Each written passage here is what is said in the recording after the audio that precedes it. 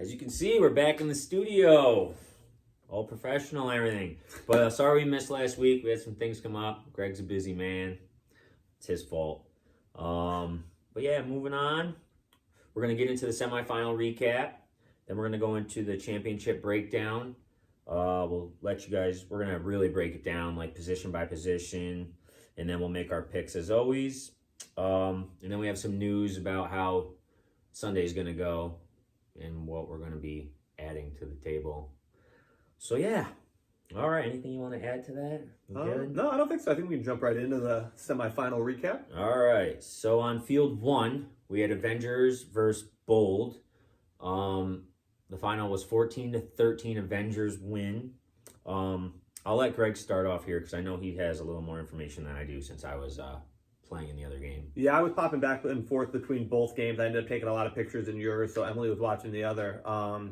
Completely separate from each other. I got reports from both refs basically said, I can't believe Avengers won that game. Like both of them felt like Bold controlled it from basically start until, or Bold, I said Bold, right? Yep. Bold controlled it until the final couple minutes. One from one of the refs I got said basically Bold was up 13-0 pretty much the entire game. Ryan threw what they thought was his third pick of the game. And that Bold returned it way down the field and then basically had a chance to kind of ice the game, and they threw a really rough pick. Avengers marched down the field, scores with Elena, was able to get a stop, go all the way down the field. I think it was like 47 seconds left. I had popped over. Andy scored a touchdown, and then it looked like Avengers won the game on a Ryan 1-point run, called back for holding. I did hear about that, yep. So they go for it again. And Ryan bought a ton of time running around. He hits Jeezy. And Jeezy comes through in the clutch in the back of the end zone for the game-winning score. Bold had a chance. But it just, they couldn't pull it out. It was a good game from what I saw. Yeah. Avengers used Jeezy at center a lot early, and Bold wasn't even rushing him. That's my game plan too. It's an interesting decision, but you give Ryan a lot of time, and credit to them. They've had a couple tough games here down the stretch, and this would have been an easy game for them to pack it in because they played really badly at the beginning. But Ryan fought back. I heard Elena yelling a lot at her team in a positive way, like cheering them on, like we're not out of this. And they came back. It's a tough one for Bold to lose because they were controlling that game. They ended up with a really good season. They finished really well. I mean, great job, Avengers. Way not to give up and make plays when you had to at the end of the game. They didn't score until there was 10 minutes left. Yeah, no, in my game, I was getting updates from random people, and I heard they were down 2 scores. And then by the time our game finished and I went over, they were up a point. So kudos to them for not giving up and coming back. I did hear that Ryan did throw like 3 picks, but I also heard Ann Berto threw at least 3, maybe even more themselves. So yeah, that final big pick that they had in the end zone on 3rd down with not much time left was Anthony. Oh, okay. He threw that pick. I do know that. So I don't know how many they had total, but they did split. I was looking over a lot. They did. Berto played more, but it was closer to like 60-40 Berto than it was right. A lot to a little. No, that's a low scoring game, defensive battle, especially in 5s when usually there's lots of points being put up. So yeah, a lot of turnovers. I did see both teams go for it on 4th down early in the game, and they couldn't convert. Both defenses were playing right. well. Well, kudos to Avengers. Moving on to the chip once again, but they were the number 1 seed, best team I would say on paper, and we're on TV. They deserve to be there. Brock, go lay down. Sorry about that. This is a pet-friendly studio. All right, moving on to field 2 in the other semifinal games, we had Onslaught versus Has-Beens. Do you remember the score? I did not write that down. We lost by. I know, never mind. 28-18. We lost by 10 points. 10, yeah. Because I remember looking stupid at the end of the game, saying when Sid said it was a 2-score game, and I was like 8-2. That's 10. He's like 8. Yeah. So. You can get a 7-point girl touchdown plus a 2-point conversion. You can make up 9. That was Frankie's fault. She ran into my huddle saying we're not out of this yet. But yeah, no, it was a great game. I don't really know even what to say right now. I'm trying to think. Oh, we started off with a pick 6. And I was like, oh, this is gonna be a good day. and then Jo showed up, and they had our number. They had good mismatches. Newhart, I love him to death, but he just was outmatched by the kid Dave Warnican, I think. Yeah, is his last name. From their team. So we were trying to switch that around, and then late we brought in Buford. We had several drop touchdowns, but other than that one pick, there was no mistakes by either team, turnover wise. So yeah, no, it was a battle, and they got us. I wish I had my full team, Frankie and Mike, but it is what it is. They deserved it. They played better than we did. Yeah, I mean, I thought the same thing. I didn't want to give you guys any excuses, but if you have Mike and Frankie, it certainly makes it a little bit more of an interesting game. I think you guys lack that big play that you normally get, whether it's your run or you hit somebody deep, and normally it's Frankie or Mike. I give Deering a ton of credit. He threw that early pick six, and it would have been easy to kind of get down on himself. And you did a nice job containing his run. He made plays as a pocket passer. And it wasn't just big plays to Jo, because Miz did a nice job on him. Yeah, no, Jo didn't do much. He caught the one quick screen and took it to the house. But other than that, he did not beat us. Yeah, I mean, Steph had a couple catches, but nothing big. Ali had a nice touchdown. He spread out. Rios had a big catch at the end of the game to get a first down. That was big. He moved the ball around, and he did a great job as a pocket passer. Yeah, I think they made a nice adjustment coming into the game by having a mobile center who could release. Yeah. And kind of gave you guys trouble a little bit there. They had a good game plan. And honestly, after that first pick six, Deering really settled in. They played a good team game. I thought Phil and EJ Buford had good plays for you early. But when you guys needed somebody to make a play down the stretch, once you guys kind of got down by like 9, like you said, you guys had some drops and just you guys didn't have the big play. It was a good game. I think if you guys played 10 times, it could go 5-5. But they played fantastic. No, they did. I'm not sure if they've lost ever since Dave has been showing up for them. So that was a big pickup. And he was not there the first time we played him when we beat them by like 3 scores. So. And he did have a nice touchdown off of a leak against you guys in this game too. It was Yes, right down the middle, the deep play. Yeah. That was a dagger. Yeah, so they were two really good semifinals. They ended up getting up by 2 scores on you with a little bit of time left. So you guys were chasing it, but it felt like a competitive game, even though you guys were down 2 scores for the final 15 minutes or so. And then obviously the other game came right down to the end. Yeah, no, both semifinals were great games. It should be a great championship. So we have Avengers versus Has-Beens. According to Vegas, the odds are Avengers are the favorites by 3.5. So that's coming from Vegas, not us. So that's what we're working with. And we might as well just break down this championship game. And then we'll make our picks based on all this amazing information we give you guys. You guys will want to watch this because there's no bias and we're just going to break it all down. Yeah. All right, so I don't know how you want to do this. What's best?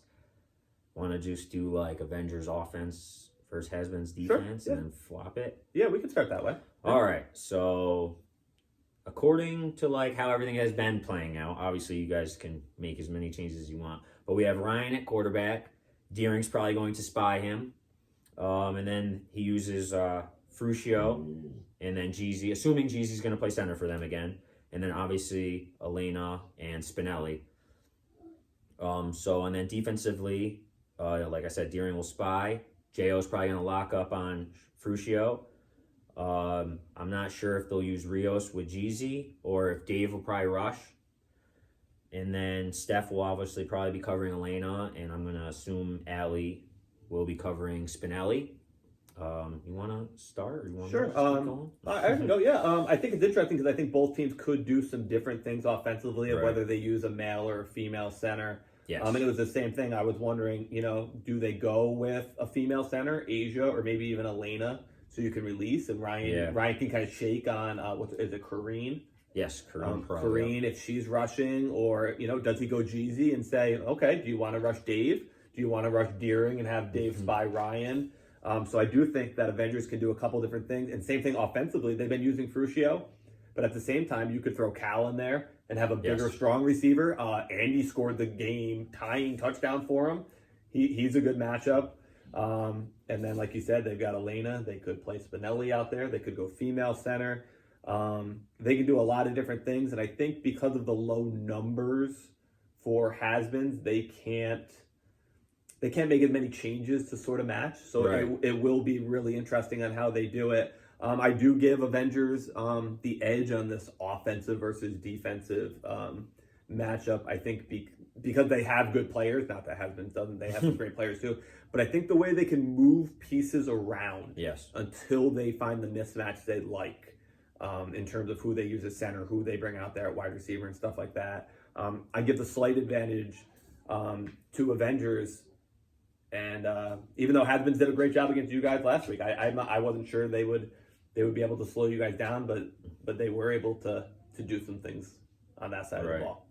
Yeah, I don't think they'll be able to play straight man-to-man against this team because Steph is great, but Elena is Elena. And then Allie, she might be in the running for most improved. She's been playing great, but again, Spinelli is just a whole different animal covering out there. So I think they're going to have to run some kind of zone, which might limit them in how they're rushing Ryan and spying. They won't be able to rush and spy him. Yeah, so. I think that's a big key. Yeah. If Deering is zoned in on Ryan's run, it allows a lot of underneath stuff that he loves running. Right. And if Deering's in pure coverage, if Ryan can manipulate him and move him to one side, you're looking at a big run going the other way. Yeah, so it should be interesting. So that's what we got for that. All right.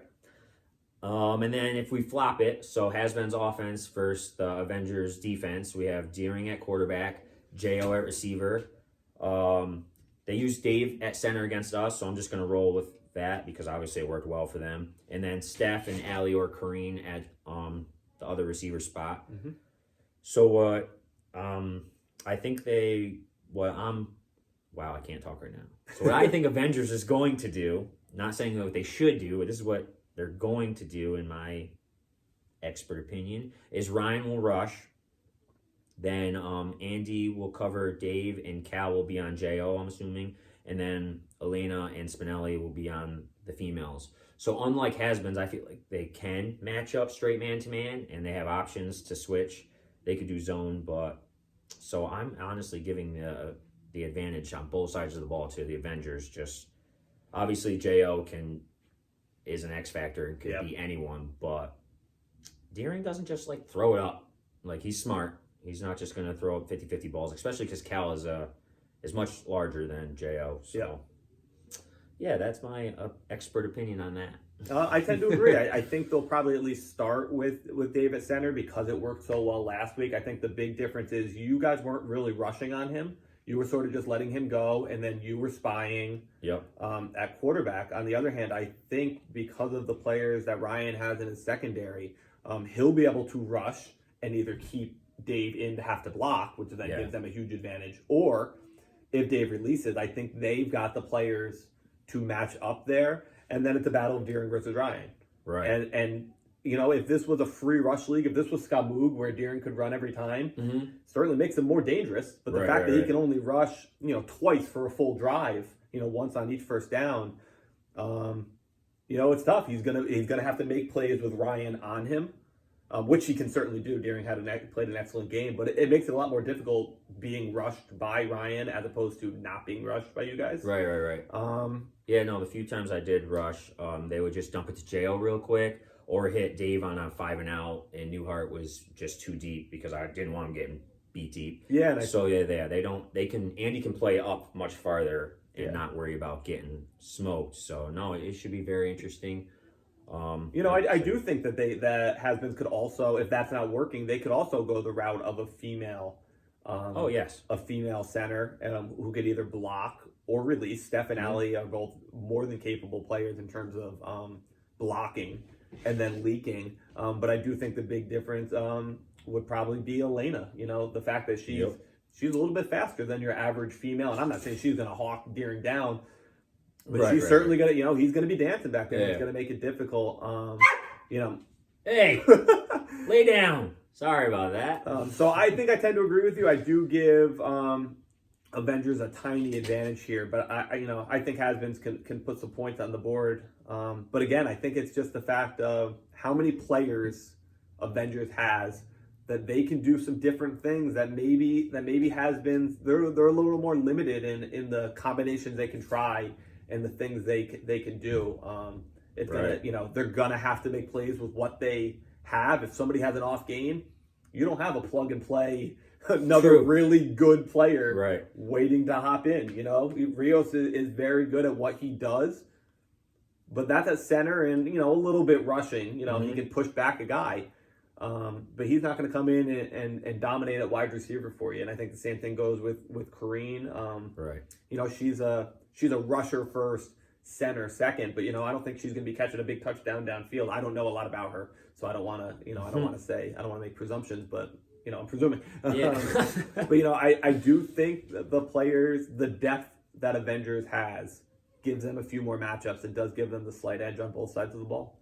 Couldn't agree more. Definitely probably the two most diverse teams, like how they can change stuff up. Mm-hmm.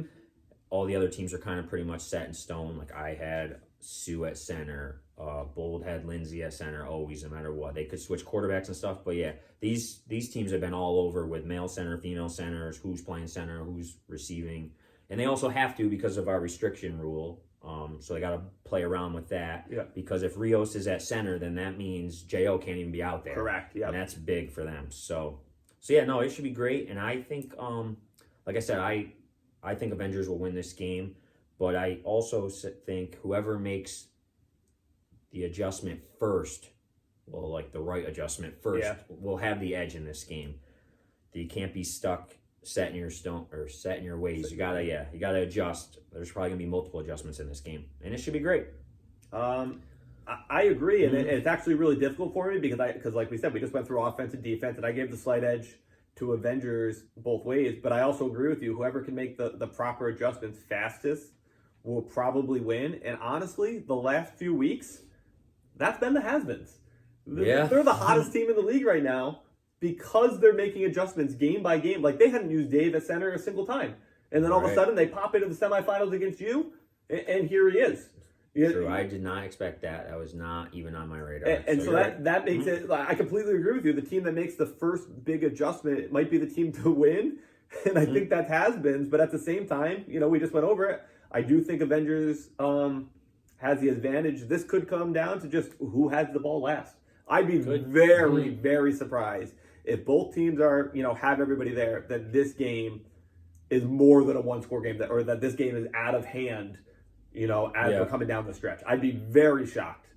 I think this is a super even matchup where Avengers just have a little more depth and should be able to pull it out. Now, do you think high scoring or low scoring?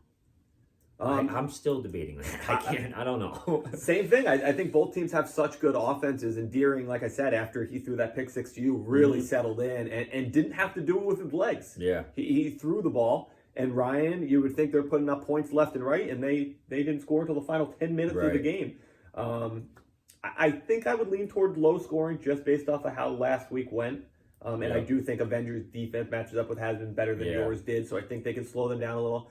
I would probably go low scoring, something similar to the Avengers bold score, like 2-2, but maybe extra points come in, or maybe somebody wins 3-2. I don't see a game 40s to 30s here. I think there's just too much talent on both defenses for them to score that many. No, I agree, and I also think the lower the scoring, the more that keeps Has-Beens in the game. If it gets into a track meet, I think Avengers does run away with this because they have a high power offense, Has-Beens, but I just see the mismatches being too much for Avengers if it goes that way.